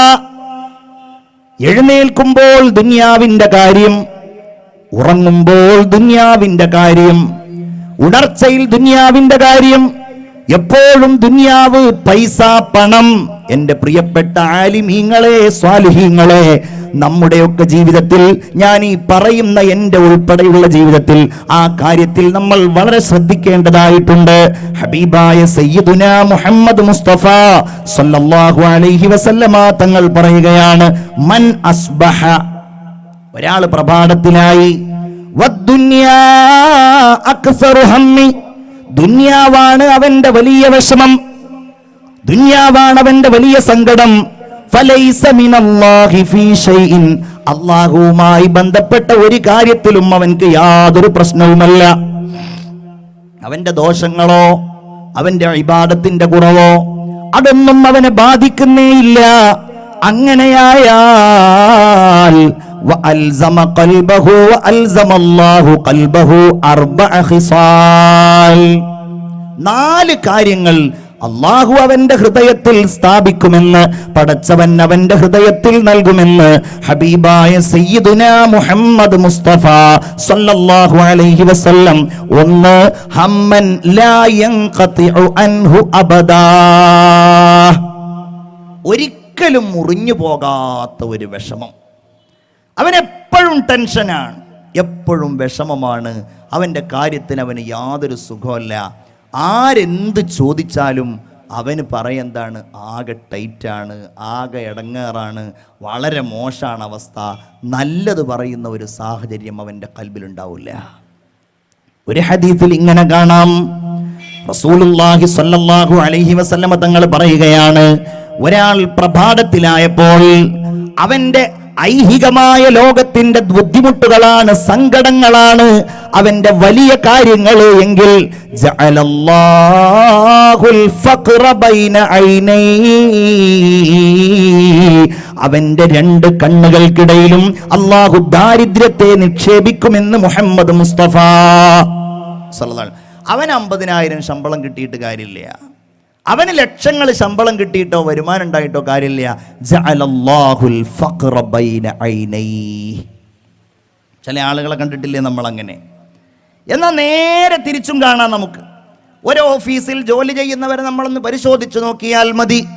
എല്ലാവർക്കും ഒരേ ശമ്പളമാണ്, എല്ലാവർക്കും ഒരേ ജോലിയാണ്, ഒരേ അധ്യാപകന്മാരാണ്, അതല്ലെങ്കിൽ ഓഫീസ് ജോലിയാണ്. പക്ഷേ ഇവനാണെങ്കിൽ സങ്കടം തീർത്താൽ തീരുന്നില്ല, അവൻ്റെ കടം തീർത്താൽ തീരുന്നില്ല. എന്നാൽ മറ്റേയാളോ, അയാൾ വീടെടുക്കുന്നു, അയാൾ മക്കളെ കല്യാണം കഴിപ്പിക്കുന്നു, അയാൾ എത്രയോ സൗകര്യപ്രദമായ രീതിയിൽ ജീവിക്കുന്നു, അയാൾക്ക് വാഹനമുണ്ട്, അയാൾക്ക് എന്തെല്ലാം സൗകര്യങ്ങളുണ്ട്. എന്തേ കാര്യം? ആ മനുഷ്യനെ സംബന്ധിച്ചിടത്തോളം അവരുടെ കൽബിൽ ദുനിയാവിനോടുള്ള പ്രേമവും ആർത്തിയും ഉണ്ടാവുകയില്ല. ഇങ്ങനെയായാൽ ഒന്നാമത്തേത് ഹൃദയത്തിൽ നിന്നൊരിക്കലും മുറിഞ്ഞു പോകാത്ത സങ്കടമാണ്. വശുഗ്ലൻ ലാ യതഫറഗു മിൻഹു അബദാ, ഒരിക്കലും വിരമിക്കാത്ത ജോലിയിൽ അവൻ വ്യാപൃതനാവും. അവന് കുടുംബത്തിൽ പോയാലും സുഖം ഉണ്ടാവില്ല, ഭാര്യയുടെ അടുക്കൽ പോയാലും അവന് സന്തോഷം ഉണ്ടാവില്ല, മക്കളുമായിട്ടൊന്ന് ചിരിക്കാൻ അവന് സമയമില്ല. ദുന്യാവിൻ്റെ പിന്നാലെ പോയാൽ മനസ്സിലുണ്ടാകുന്ന ഒരു സാഹചര്യമാണ് റസൂലുള്ളാഹി സ്വല്ലല്ലാഹു അലൈഹി വസല്ലം പറയുന്നത്. വഫഖറൻ ലാ യബ്ലുഗു ഗിനാഹു അബദാ, ഒരിക്കലും ഐശ്വര്യമെത്തിക്കാത്ത ദാരിദ്ര്യം. ഒന്ന് സങ്കടം, രണ്ടവന്റെ തിരക്കുകൾ, മൂന്നവനുണ്ടാകുന്ന ദാരിദ്ര്യം. ആ ദാരിദ്ര്യത്തിൽ ഒരിക്കലും അവന് മോചനം നേടാൻ കഴിയുകയില്ല. നാലാമത്തെ കാര്യം റസൂലുള്ള പറയാണ്, വഅമലൻ ലാ യബ്ലുഗു മുൻതഹാഹു അബദാ, ഒരിക്കലും അറ്റമില്ലാത്ത അഭിലാഷങ്ങളും. ഇവിടെ ഇവൻ ഇതിൽ തന്നെ കുടുങ്ങിക്കിടക്കുകയാണ്, ഈ വിഷയത്തിൽ തന്നെ ഇവന് വിഷമമാണ്. എന്നിട്ട് അതിന്റെ അപ്പുറത്തവൻ മറ്റുള്ള ആഗ്രഹങ്ങളുമായിട്ട് അവൻ നടക്കുന്ന ഒരു മാനസികാവസ്ഥ അവൻ ഉണ്ടാകുമെന്ന് സയ്യിദുനാ വ നബിയുനാ മുഹമ്മദ് മുസ്തഫ. എല്ലാവരും ഒന്ന് സ്വലാത്ത് ചൊല്ലൂ, മുഹമ്മദ് മുസ്തഫ. അതുകൊണ്ടാണ് ഹബീബായ സയ്യിദുന മുഹമ്മദ് മുസ്തഫ സല്ലല്ലാഹു അലൈഹി വസല്ലമ തങ്ങളുടെ ഈ പ്രാർത്ഥന നമ്മുടെ ഹൃദയത്തിൽ നമ്മൾ തറപ്പിച്ചുറപ്പിച്ചു വെക്കേണ്ടത്. അല്ലാഹുമ്മ ലാ തജ്അലിദ് ദുനിയാ അക്ബറ ഹമ്മിനാ വലാ മബ്ലഗ ഇൽമിനാ. പടച്ചവനെ, ഐഹികമായ ലോകം ഞങ്ങളുടെ ഏറ്റവും വലിയ ലക്ഷ്യമാക്കല്ലേ. വലാ മബ്ലഗ ഇൽമിനാ, ഞങ്ങളുടെ അറിവിന്റെ ലക്ഷ്യം ദുനിയാവാക്കല്ലേ. നമ്മൾക്ക് ഏതറിവാണെങ്കിലും ആ അറിവ് കൊണ്ട് നമ്മൾ ദുനിയാവിടെ ലക്ഷ്യമാക്കിയാൽ അതിൽ ബറക്കത്തുണ്ടാവില്ല എന്നാ. അള്ളാഹു തൗഫീഖ് നൽകട്ടെ. അത് ഡോക്ടറാണെങ്കിലും ശരി, എഞ്ചിനീയർ ആണെങ്കിലും ശരി, ഏതു മേഖലയിലുള്ള അറിവാണെങ്കിലും ശരി, മഹാന്മാരെയൊക്കെ പഠിക്കുമ്പോൾ നമുക്കതാ മനസ്സിലാക്കാൻ കഴിയുന്നത്. വലാ മബ്ലഗ ഇൽമിനാ, ബഹുമാനപ്പെട്ട സയ്യിദുന അബൂ ഹുറൈറ റളിയല്ലാഹു അൻഹു പറയുകയാണ്, റസൂലുള്ളാഹി സ്വല്ലല്ലാഹു അലൈഹി വസല്ലമ തങ്ങൾ ഒരിക്കൽ എന്നെ വിളിച്ചു, അബൂ ഹുറൈറ അലാ ഉരീക ദുനിയ ജമീഅഹാ ബിമാ ഫീഹാ, ഈ ദുനിയാവ് എങ്ങനെയാണ്, അതിന്റെ അവസ്ഥകൾ എങ്ങനെയാണ് അബൂ ഹുറൈറ എന്നുള്ള കാര്യം താങ്കൾക്ക് ഞാനൊന്ന് കാണിച്ചു തരട്ടെയോ? ഫഖുൽതു ബലാ യാ റസൂലല്ലാഹ്, അതേ നബിയെ എനിക്കൊന്ന് കാണിച്ചു തരണം. ഫഅഖദ ബിയദി വഅതാ ബി വാദിയം മിൻ ഔദിയത്തിൽ മദീന, അങ്ങനെ റസൂലുള്ള എന്റെ കൈപിടിച്ചിട്ട് മദീനയിലുള്ള മലഞ്ചെരിവുകളിൽ ഒന്നിലേക്ക് റസൂലുള്ളാഹി സ്വല്ലല്ലാഹു അലൈഹി വസല്ലമ തങ്ങൾ എന്നെ കൊണ്ടുപോയി. അങ്ങനെ ഞാൻ നോക്കിയപ്പോ ഫഇദാ മിസ്ബലത്തുൻ ഫീഹാ റൂസു ഉനാസിൻ വഅദറാത്തുൻ വഖറഖുൻ വഇളാം. ഞാൻ അങ്ങനെ ചെന്ന് നോക്കുമ്പോ വലിയ ഒരു ശ്മശാനമാണ് ഞാൻ കണ്ടത്. ആ ശ്മശാനത്തിൽ കുറെ തലയോട്ടികളുണ്ട്, അവിടെ കുറെ ചവറുകളുണ്ട്, കുറെ കാഷ്ടങ്ങളുണ്ട്, കുറെ ചീഞ്ഞളിഞ്ഞ മൃതദേഹങ്ങളുണ്ട്. ആ മൃതശരീരങ്ങളെ പൊതിഞ്ഞിരുന്ന ചെറിയ ചെറിയ വസ്ത്രങ്ങളുടെ കഷ്ണങ്ങളുണ്ട്. എന്നോട് പറഞ്ഞു, അബൂ ഹുറൈറ ഹാദിഹി റൂസുൻ കാനത് തഹ്രിസുക ഹിർസികും, ഈ തലയോട്ടികളുണ്ടല്ലോ, നിങ്ങളെപ്പോലെ ആഗ്രഹിച്ചിരുന്നവരായിരുന്നു, നിങ്ങളെപ്പോലെ കൊതിയുള്ളവരായിരുന്നു. ഈ മനുഷ്യന്മാരുണ്ടല്ലോ, നിങ്ങൾ ആഗ്രഹിക്കുന്നത് പോലെ ആഗ്രഹിച്ചവരായിരുന്നു. എന്നാൽ ഇന്നതാ ഒരു തോല് പോലുമില്ലാത്ത വെറും എല്ലുകളായിട്ടത് മാറിയിരിക്കുന്നു. ഇനി അത് വെറും ചാരമായി മാറും. എന്റെ പ്രിയപ്പെട്ട അബൂ ഹുറൈറ, അതുകൊണ്ട് ദുന്യാവിന് വേണ്ടി ആരെങ്കിലും, ദുന്യാവിനെ കുറിച്ചോർത്ത് ആരെങ്കിലും കരയാൻ ആഗ്രഹിക്കുന്നുവെങ്കിൽ അവൻ കരഞ്ഞുകൊള്ളട്ടെ. അബൂ ഹുറൈറ സയ്യിദുനാ മുഹമ്മദ് മുസ്തഫ, ഉറക്ക സ്വലാത്ത് ചൊല്ലൂ മുഹമ്മദ് മുസ്തഫ. അതാണ് ഹബീബിന്റെ ജീവിതം. ഹബീബായ പ്രവാചകൻ ഐഹികമായ ലോകത്തോടുള്ള ആഡംബരങ്ങളോടും സുഖങ്ങളോടുമുള്ള സമീപനം കാണിച്ചത് എങ്ങനെയാണ്? മാലി വലി ദുനിയാ, ഞാനും ദുനിയാവും തമ്മിൽ എന്തു ബന്ധമാണ്? നിങ്ങൾ നോക്കൂ, ഹബീബായ പ്രവാചകർ സ്വല്ലല്ലാഹു അലൈഹി വസല്ലമ തങ്ങളോട് മഹാന്മാരായ അനുയായികൾ ചോദിച്ചിട്ടുണ്ട്, നബിയെ നിങ്ങൾക്ക് ഞങ്ങൾ നല്ല ഒരു മെത്ത ഉണ്ടാക്കി തരട്ടെയോ? ഈത്തപ്പനയുടെ നാര് കൊണ്ട് ഉണ്ടാക്കിയ ഒരു ചെറിയ മെത്ത, ഒരു ചെറിയ സുഖം അനുഭവിക്കാൻ കഴിയുന്ന ഒരു മെത്ത. ഹബീബായ പ്രവാചകർ ഒരിക്കലും അത് ആഗ്രഹിച്ചില്ല. റസൂലുള്ളാഹിന്റെ വീട്ടിലേക്ക് ചെന്നപ്പോൾ, ഉമർ ഇബ്നുൽ ഖത്താബ് റളിയല്ലാഹു അൻഹു ചെന്നപ്പോ, റസൂലുള്ളാഹിയുടെ വീട്ടിൽ ഒരു നേരത്തെ ഭക്ഷണം പോലുമില്ല. ആ ധാന്യങ്ങൾ സൂക്ഷിച്ചു വെക്കുന്ന സ്ഥലങ്ങളിൽ ധാന്യങ്ങൾ പോലുമില്ല. ബഹുമാനപ്പെട്ട ഉമറുൽ ഫാറൂഖ് റസൂലുള്ളാഹിന്റെ മുമ്പിൽ പോയി കരഞ്ഞു, നബിയേ, കിസ്റയുടെയും കൈസറിന്റെയും അധിപന്മാർ, ആ രാജാക്കന്മാർ, അവർ സുഭിക്ഷമായി ഭക്ഷണം കഴിക്കുമ്പോ, അവർ നല്ല ആഹാരം കഴിക്കുമ്പോ അങ്ങയുടെ അവസ്ഥ ഇതാണല്ലോ യാ റസൂലല്ലാഹ്. ഹബീബായ പ്രവാചകർ ഉമർ ഇബ്നുൽ ഖത്താബ് റളിയല്ലാഹു അൻഹുവിനോട് ചോദിക്കുന്നത്, അല്ലയോ ഉമറേ, നിനക്ക് സംതൃപ്തിയല്ലയോ? അന്തകൂന ലഹുമുദ് ദുനിയാ വലനൽ ആഖിറ, അവർക്ക് ദുന്യാവാകൽ നമുക്ക് പരലോകവും അല്ലാഹു നൽകൽ നിനക്ക് സംതൃപ്തമല്ലയോ ഉമറേ എന്ന് നബിയുനാ മുഹമ്മദ് മുസ്തഫ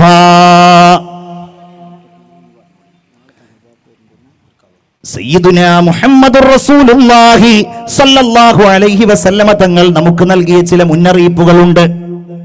ഇതൊക്കെ ഉൾക്കൊള്ളാൻ അല്ലാഹു നമുക്ക് അവസരം തരട്ടെ. ഒരിക്കൽ മഹാനായ സയ്യിദുനാ അബൂ ഉബൈദത്തുൽ ജറാഹ് റളിയല്ലാഹു അൻഹുവിനെ, അബൂ ഉബൈദത്ത് ഇബ്നുൽ ജറാഹ് റളിയല്ലാഹു അൻഹുവിനെ അല്ലാഹുവിന്റെ റസൂൽ ബഹ്റൈനിലേക്ക് പറഞ്ഞയച്ചു. ബഹ്റൈനിൽ നിന്ന് അവിടെയുള്ള ജിസിയയും അവിടെയുള്ള ധനവും കൊണ്ടുവരാനാണ് മഹാനായ അബൂ ഹുറൈറ, ബഹുമാനപ്പെട്ട അബൂ ഉബൈദ റളിയല്ലാഹു അൻഹുവിനെ പറഞ്ഞയച്ചത്. അബൂ ഉബൈദ റളിയല്ലാഹു അൻഹു തിരിച്ചു വന്നു. ബഹുമാനപ്പെട്ടവർ തിരിച്ചു വന്നപ്പോൾ ബഹുമാനപ്പെട്ട അബൂ ഹുറൈറ അബൂ ഉബൈദ റളിയല്ലാഹു അൻഹു വന്ന വിവരം നാട്ടിലാകെ പാട്ടായി. എല്ലാവരും അറിഞ്ഞു, മദീനയിലുള്ള എല്ലാവരും അറിഞ്ഞു. ആ വന്ന രാത്രി കഴിഞ്ഞ് പിറ്റേ ദിവസം സുബഹി നിസ്കരിക്കാൻ പോയപ്പോൾ ഫവാഫൗ സ്വലാത്തൽ ഫജ്രി, അവർ സുബഹി നിസ്കരിക്കാൻ എല്ലാ സ്വഹാബികളും ഒരുമിച്ച് കൂടിയിട്ടുണ്ട്. മഅ റസൂലില്ലാഹി സ്വല്ലല്ലാഹു അലൈഹി വസല്ലം. ഫലമ്മാ സ്വല്ലാ റസൂലുള്ളാഹി സ്വല്ലല്ലാഹു അലൈഹി വസല്ലം ഇൻസറഫ, റസൂലുള്ളാഹി തങ്ങൾ നിസ്കരിച്ചു കഴിഞ്ഞപ്പോൾ അവിടുന്ന് ഒന്ന് തിരിഞ്ഞു നോക്കിയപ്പോഴോ ഫതഅറളൂ ലഹു, അവരെ എല്ലാവരെയും നബി കണ്ടു. ഫതബസ്സമ റസൂലുള്ളാഹി സ്വല്ലല്ലാഹു അലൈഹി വസല്ലം ഹീന റആഹും, നബി അവരെ കണ്ടപ്പോൾ റസൂലുള്ളാഹി സ്വല്ലല്ലാഹു അലൈഹി വസല്ലമ തങ്ങൾ ഒന്ന് പുഞ്ചിരിച്ചു. ആഹാ, എല്ലാവരും ഉണ്ടല്ലോ എന്ന്. നമ്മളെല്ലാവരും കൂടണമെങ്കിൽ അതിന് ചില ട്രിക്കുകളുണ്ട്. ഇവിടുത്തെ കാര്യമല്ല, നോട്ടീസിൻ്റെ താഴെ ഇന്ന് ഭക്ഷണ വിതരണം ഉണ്ടായിരിക്കുന്നതാണ് എന്നാണ് നമ്മുടെ നോട്ടീസുകളിലൊക്കെ ഫ്ലക്സുകളിലൊക്കെ ഉണ്ടത് എങ്കിൽ നമ്മൾ കളിയാക്കി പറയുന്നതല്ല, പക്ഷേ സദസ്സിൻ്റെ ഒരു വലുപ്പവും അതിൻ്റെ ഒരു തിങ്ങലും എത്രത്തോളമായിരിക്കുമെന്ന് നിങ്ങൾക്ക് സങ്കല്പിച്ചാൽ തന്നെ അറിയാം. അങ്ങനെയാണ് ഭക്ഷണ വിതരണം ഉണ്ടായിരിക്കുന്നതാണ്. സ്വഹാബികൾ വരെ അങ്ങനെ ആയിപ്പോയി. അവരെല്ലാവരും വന്നു. റസൂലുള്ളാഹി സ്വല്ലല്ലാഹു അലൈഹി വസല്ലമ തങ്ങൾ ചോദിച്ചു, അളുന്നുകും സമിഅതും, നിങ്ങളെ കുറിച്ച് ഞാൻ കരുതുന്നു നിങ്ങൾ കേട്ടിട്ടുണ്ട് എന്ന്, അന്ന അബാ ഉബൈദ ഖദിമ ബിശൈഇൻ, നിശ്ചയമായും അബൂ ഉബൈദ എന്തോ സംഗതികളുമായി വന്നിട്ടുണ്ട് എന്ന കാര്യം നിങ്ങൾ അറിഞ്ഞതായിട്ട് എനിക്ക് തോന്നുന്നു. ഖാലു, അവർ പറഞ്ഞു, അജൽ യാ റസൂലല്ലാഹ്, അതേ നബിയെ ഞങ്ങൾ അറിഞ്ഞിട്ടുണ്ട്. അവിടുന്ന് പറഞ്ഞു റസൂലുള്ളാഹി സ്വല്ലല്ലാഹു അലൈഹി വസല്ലം, അബ്ശിറൂ നിങ്ങളൊക്കെ സന്തോഷിച്ചോളൂ, നിങ്ങൾക്ക് സന്തോഷമാകുന്നത് നിങ്ങൾക്ക് ഞാൻ നൽകുന്നതാണ് എന്ന് പറഞ്ഞിട്ട് അവിടുന്ന് പറയുന്നു, അല്ലാഹു തന്നെയാണ് മൽ ഫഖറ അഖ്ശാ അലൈക്കും, നിങ്ങളുടെ മേൽ ഒരിക്കലും ഞാൻ ദാരിദ്ര്യത്തെ പേടിക്കുന്നില്ല, നിങ്ങൾക്ക് ദാരിദ്ര്യമുണ്ടാവുകയില്ല. വലാകിന്നി അഖ്ശാ അലൈക്കും അൻ തുബ്സത അലൈക്കുമുദ് ദുനിയാ, നിങ്ങളുടെ മേലിൽ ദുനിയാവ് വിശാലമാക്കപ്പെടലിനെയാണ് ഞാൻ പേടിക്കുന്നത്. അപ്പോൾ ദുനിയാവെങ്ങാനും നിങ്ങൾക്ക് വിശാലമാക്കപ്പെട്ടാൽ ഫതനാഫസുഹാ, നിങ്ങൾ ആ ദുനിയാവിന് വേണ്ടി മത്സരിക്കുന്നതാണ്. നിങ്ങളുടെ മുൻഗാമികളായ ആളുകൾ ദുനിയാവിന് വിശാലമാക്കപ്പെട്ടപ്പോൾ ഐഹികമായ ലോകത്തിന് വേണ്ടി മത്സരിച്ചതുപോലെ നിങ്ങളും ദുനിയാവിന് വേണ്ടി മത്സരിക്കുന്നതാണെന്ന് സയ്യിദുനാ വ നബിയുനാ മുഹമ്മദ് മുസ്തഫ. ഇതല്ലേ നമുക്ക് കാണാൻ കഴിയുന്നത്. ഗൾഫിന്റെ സ്വാധീനം, സാമ്പത്തികമായ സൗകര്യങ്ങൾ നമുക്കെല്ലാവർക്കും നൽകിയപ്പോൾ ഒന്ന് ചിന്തിച്ചു നോക്കിയാൽ മതി, നമ്മുടെ പള്ളി എത്ര ഏക്കറിലാണ് നിൽക്കുന്നത് എന്ന്. എത്ര ഏക്കറിലാണ് നമ്മളുടെ ഖബർസ്ഥാൻ നിൽക്കുന്നത്. ഓരോ നാടുകളിലും 8ഉം 10ഉം 12ഉം 15ഉം ഏക്കറുകളുള്ള വലിയ വലിയ പള്ളി കോമ്പൗണ്ടുകൾ. ഇതൊക്കെ ആര് നൽകി? ദാരിദ്ര്യത്തിന്റെ അനുഭവങ്ങൾ ഉണ്ടായിരുന്ന, ഉടുതുണിക്ക് മറുതുണിയില്ലാതിരുന്ന നമ്മുടെ പ്രിയപ്പെട്ട രക്ഷിതാക്കൾ നൽകി, നമ്മുടെ പ്രിയപ്പെട്ട ഉപ്പമാർ നൽകി. ആ കാലഘട്ടത്തിലുള്ള ആലിമീങ്ങൾ വാഴ് പറയുമ്പോ, അവർ പള്ളിക്ക് വേണ്ടി സ്ഥലം ചോദിക്കുമ്പോ, മദ്രസക്ക് വേണ്ടി സ്ഥലം ചോദിക്കുമ്പോ, ആ കെട്ടിടം പണിയാനുള്ള സൗകര്യങ്ങൾ ചോദിക്കുമ്പോ, കഷ്ടപ്പെട്ടിട്ടവർ ഉണ്ടാക്കിയ ആഭരണങ്ങൾ അവർ ഊരിക്കൊടുത്തു. അവർക്കതായിരുന്നു വലുത്. എന്നാൽ ഹബീബായ പ്രവാചകർ മുന്നറിയിപ്പ് നൽകിയ ആ ഒരവസ്ഥ, ദുനിയാവ് വിശാലമാക്കപ്പെട്ടപ്പോൾ ഫതനാഫസുഹാ, അയൽവാസിയും നിങ്ങളും തമ്മിലുള്ള പ്രശ്നം എന്താണ്? എന്തേ കാര്യം? മതില് കെട്ടിയതായിരുന്നു പ്രശ്നം. മതില് കെട്ടിയപ്പോ ആ മതില് ഒന്ന് ചെറുതായിട്ടൊരു വളവുണ്ടായിരുന്നു. ആ വളവൊന്ന് നിർത്താൻ ശ്രമിച്ചതാണ്. അയൽവാസിയുടെ വീട്ടിൽ നിന്ന് ഒരു മരത്തിന്റെ കൊമ്പ് തന്റെ വീട്ടിലേക്ക് വന്നിരുന്നു. അതിന്റെ പേരിലാണ് പ്രശ്നം. ഫൽയുക്രിം ജാറഹു മൻ കാന യുഅ്മിനു ബില്ലാഹി വൽ യൗമിൽ ആഖിർ, അല്ലാഹുവിനെ കൊണ്ടും അന്ത്യദിനം കൊണ്ടും വിശ്വസിക്കുന്നയാൾ അവന്റെ അയൽവാസിയെ ബഹുമാനിക്കട്ടെ എന്ന് ആദരവായ റസൂലുള്ളാഹി സ്വല്ലല്ലാഹു അലൈഹി വസല്ലമ തങ്ങൾ പറഞ്ഞ ആ കൽപ്പന സ്വീകരിക്കാൻ തയ്യാറാകുന്നില്ല. അല്ലാഹു നമ്മളെ കാക്കട്ടെ. എല്ലാവരും ആമീൻ പറയൂ. അല്ലാഹു നമ്മളെ കാക്കട്ടെ. നിങ്ങൾ ഉറങ്ങുന്നുണ്ടോ എന്ന് ഞാൻ സംശയിക്കുകയാണ്. പ്രസംഗം തുടങ്ങിയിട്ട് ഇപ്പോൾ കുറേ നേരമായി എന്ന് തോന്നുന്നു. എത്ര നേരമായി സാർ പ്രസംഗം തുടങ്ങിയിട്ട്? എത്ര? 1 മണിക്കൂറായോ? 45 തുടങ്ങിയത്. 1 മണിക്കൂറൊക്കെ ഇരുന്ന് പ്രസംഗം കേട്ടാൽ വലിയ ക്ഷീണം വരും. പ്രസംഗിച്ചാൽ അതിലേറെ ക്ഷീണം വരും. മൈക്കൊക്കെ നല്ല സുഖം ഉണ്ടായതുകൊണ്ട് അല്ലേ? നല്ല സുഖമുള്ള മൈക്കാണ്. അതുകൊണ്ട് തന്നെ പറയാൻ നല്ല സുഖമുണ്ട്. അക്സാണെന്ന് മാത്രം. ഏതായാലും ഇൻഷാ അല്ലാഹ് നമുക്കൊന്ന് എഴുന്നേറ്റ് നിന്നിട്ട് ഒരു സ്വലാത്ത് ചൊല്ലിയാൽ ഇൻഷാ അല്ലാഹ് എല്ലാവർക്കും റാഹത്താവും. ഇൻഷാ അല്ലാഹ് എല്ലാവരും ഒന്ന് എഴുന്നേറ്റ് നിൽക്കി. എല്ലാവരും ബിസ്മില്ല. എല്ലാവരും ഒന്ന് എഴുന്നേറ്റ് നിൽക്കി. ബിസ്മില്ല. ഒരു സ്വലാത്ത് ഒന്ന് ചൊല്ലി. എനിക്ക് അതിൻ്റെ ഇടയിൽ വേണമെങ്കിൽ ചെറുതായിട്ടൊരു വെള്ളം കുടിക്കാം. ഇൻഷാ അല്ലാഹ്. തവസ്സൽനാ ബിബിസ്മില്ലാ വബിൽ ഹാദി റസൂലില്ലാ വകുല്ലി മുജാഹിദിൻ ലില്ലാ വഅഹ്ലിൽ ബദരി യാ അല്ലാഹ് സ്വലാത്തുല്ലാഹ് ത്വാഹ റസൂലില്ലാഹ് സ്വലാത്തുല്ലാഹ് സലാമുല്ലാഹ് അലാ യാസീൻ ഹബീബില്ലാഹ്. അൽഹംദുലില്ലാഹ്. ഉറക്ക് അശ്രദ്ധ രണ്ടും പോയൊരു മാത്രം ഇരിക്കി, അല്ലാത്തവർക്ക് അവിടെ നിൽക്കി. ഉറക്കും അശ്രദ്ധയൊക്കെ പോയാലിരുന്നോളൂ. അൽഹംദുലില്ലാഹ്. കാരണം എന്താണെന്ന് വെച്ചാൽ മജ്ലിസുന്നൂറാണ് ഇവിടെ വരാൻ പോകുന്നത്. അപ്പോൾ ആ സമയത്ത് നിങ്ങൾ ഉറക്കും അശ്രദ്ധയോടും കൂടെ ഇരുന്നിട്ടുണ്ടെങ്കിൽ അതിനൊരു സമാധാനം ഉണ്ടാവില്ല. ഇൻഷാ അല്ലാഹ് എല്ലാവരും ഒന്ന് ഉഷാറായ സ്ഥിതിക്ക് വളരെ പ്രധാനപ്പെട്ടൊരു കാര്യം പറയാണ്. അള്ളാഹു കബൂലാക്കട്ടെ, അള്ളാഹു സ്വീകരിക്കട്ടെ. അത് മറ്റൊന്നുമല്ല, ബക്കറ്റുമായിട്ട് നിങ്ങളുടെ അടുക്കലേക്ക് സംഘാടകർ വരുന്നുണ്ട്. സാന്ദർഭികമായിട്ട് പറയാണ്, നമ്മളുടെ നാട്ടിലുള്ള എല്ലാറ്റിനും പുരോഗതികളുണ്ടായി, പുരോഗതിയില്ലാത്ത ഒന്നുമില്ല. ഇപ്പം നമ്മൾ കണ്ടില്ലേ, പുരോഗതിയുടെ ഭാഗമായിട്ട് ചെറുതാവുകയാണ്. നമ്മളുടെ നാട്ടിലൊക്കെ കണ്ടില്ലേ, ഇപ്പോൾ പഴയ കാലത്ത് പറഞ്ഞ ഒരു വഴൽ നടക്കുകയാണെങ്കിൽ ബോക്സൊക്കെ ഇങ്ങനെ അട്ടി ഉണ്ടാവും. അപ്പോൾ ആ ബോക്സിൻ്റെ ഒക്കെ സംവിധാനം ഇങ്ങനെ ചുരുക്കി ചുരുക്കി നാനോ ബോക്സുകളാക്കിയിരിക്കുകയാണ്. അതിനേക്കാളും വലിയ ശബ്ദം നിങ്ങൾക്ക് കേൾക്കും. എല്ലായിടത്തും പുരോഗതിയാണ്. എല്ലാ കാര്യങ്ങളും, പള്ളിയുടെ ഗേറ്റ് ആണെങ്കിലും മദ്രസയുടെ ബെഞ്ചാണെങ്കിലും ഡെസ്ക് ആണെങ്കിലും എല്ലായിടത്തും. എനിക്ക് തോന്നുന്ന ഒരു കാര്യം, ഈ സമുദായത്തിൽ പുരോഗതി വരാത്ത ഒന്നുണ്ടെങ്കിൽ ദീനിന്റെ കാര്യത്തിന് വേണ്ടി ബക്കറ്റുമായിട്ട് വരുമ്പോൾ അതിലിടുന്ന പൈസക്കാണ് ഒരു പുരോഗതി ഇല്ലാത്തത്. അതിൽ യാതൊരു മാറ്റമില്ല. മുതലാളിയാണെങ്കിലും തൊഴിലാളിയാണെങ്കിലും 10 റുപ്യ. ഇവിടെ അതുണ്ടോ? ഇൻഷാ അല്ലാ ഉണ്ടെങ്കിൽ അതൊന്ന് മാറ്റണം. ഒന്ന് നോക്കുക, നമുക്ക് വെറുതെ ഒന്ന് നോക്കാം, ഒന്ന് പരിശോധിച്ച് നോക്കാം മാറുമില്ല എന്നുള്ളത്. ഒരു നഷ്ടവും നമുക്ക് വരില്ല. ആരും അറിയാത്ത ഒരു സദക്ക. നിങ്ങളൊന്ന് ആലോചിച്ച് നോക്കി, എത്ര പൈസ നമ്മൾ എന്തൊക്കെ കാര്യങ്ങൾക്ക് വേണ്ടി ചെലവഴിക്കുന്നു. ആ 10 രൂപ എന്നുള്ളതൊന്ന് മാറ്റിയിട്ട് നിങ്ങളെല്ലാവരും ഒരു 100 രൂപ എന്നിട്ട് നോക്കി.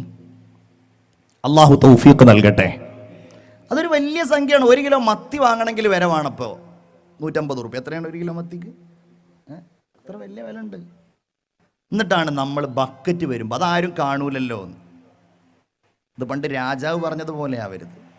രാജാവ് ഒരു പള്ളി ഉണ്ടാക്കിയിട്ട് നാട്ടുകാരോട് പറഞ്ഞു, നാട്ടുകാരെ നമുക്ക് പള്ളി ഉദ്ഘാടനം ചെയ്യണം. പള്ളി ഉദ്ഘാടനം എല്ലാവരും രാത്രിയിൽ അവരവരുടെ വീട്ടിൽ നിന്ന് ഒരു ബക്കറ്റ് പാല് പള്ളിയുടെ ഹൗദിൽ കൊണ്ടുവന്ന് ഒഴിക്കണം എന്ന് പറഞ്ഞു. രാത്രി ആരും കാണാതെ ഒരു ബക്കറ്റ് പാല് പള്ളിയുടെ ഹൗദിൽ കൊണ്ടുവന്ന് ഒഴിക്കണം. എല്ലാവരും സമ്മതിച്ചു. ഞങ്ങളൊക്കെ പാല്. അങ്ങനെ സുബഹി നിസ്കാരത്തിന് വന്നാൽ നമുക്ക് എല്ലാവർക്കും പള്ളിയിലെ ആ ഹൗദിൽ നിന്ന് പാല് കുടിക്കാം എന്നാണ് രാജാവ് പറഞ്ഞത്. സുബഹിക്ക് എല്ലാവരും എത്തിയപ്പോൾ പള്ളിയുടെ ഹൗദിലുണ്ട് നല്ല പച്ചവെള്ളം. സംഭവം എന്താണെന്നറിയോ? എല്ലാവരും വിചാരിച്ചു എല്ലാവരും പാലൊഴിക്കുമ്പോൾ ഞാനൊരു ഗ്ലാസ് ഒരു ബക്കറ്റ് വെള്ളം ഒഴിച്ചാൽ അതാരും അറിയില്ലല്ലോ. എല്ലാവരും അങ്ങനെ വിചാരിച്ചു. എന്നതുപോലെ ഇനിയിപ്പോൾ എല്ലാവരും 100 രൂപ ഇടുമ്പോൾ ഞാൻ മാത്രം 10 ഇടുന്ന സമയത്ത് അത് അറിയില്ലല്ലോ. നമ്മുടെ സഹോദരിമാരവിടെ വളർന്നൊക്കെ ഇരിക്കുന്നുണ്ട്. അവരോട് ഞാൻ പ്രത്യേകം പറയണം, അവരാണ് ആ കാര്യത്തിൽ വലിയ ജാഗ്രത കാണിക്കേണ്ടത്. വീട്ടിൽ നിന്ന് ഇറങ്ങുമ്പോൾ തന്നെ ചില ആളുകൾ 20 രൂപയുള്ളത് 2 10 ആക്കി വന്നവരുണ്ടാവും. ഇന്നിപ്പോൾ ഞാൻ അവരോടൊന്നും പറയുന്നില്ല, ഉള്ളത് നന്നായിട്ടിടുക. ബിസ്മില്ലാഹിർ റഹ്മാനിർ റഹീം. നാളെ വരുന്ന സമയത്ത് 2 സ്വതക്കയായിട്ട് വരണം. അല്ല, 2 സ്വതക്കയായിട്ട് വരണം നാളെ. ഒന്നെന്താണ്? ഒന്ന് ബക്കറ്റിലിടാൻ നമ്മൾ പറഞ്ഞ ചുരുങ്ങിയത് 100 രൂപ. അതിനും പുറമെ ഒരു കവർ നിങ്ങളുടെ കയ്യിൽ തരുന്നുണ്ട്.